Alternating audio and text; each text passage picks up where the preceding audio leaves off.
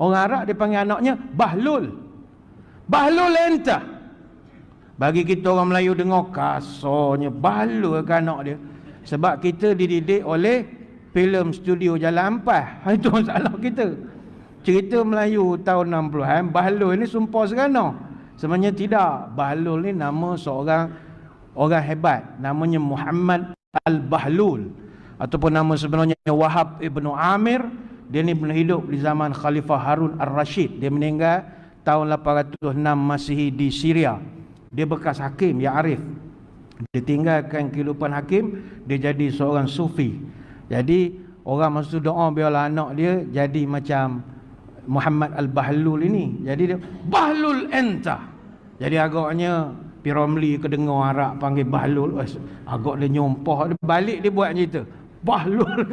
Sebenarnya Bahlul tu nama orang hebat. Nama orang hebat. Makamnya masih ada di Damsyik sekarang. Kalau Syria boleh masuk, tapi tak boleh masuk dah. Ada makamnya.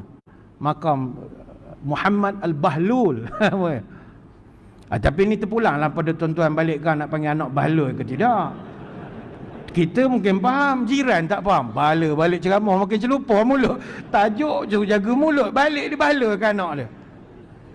Pergi opis esok panggil kau Bahlul.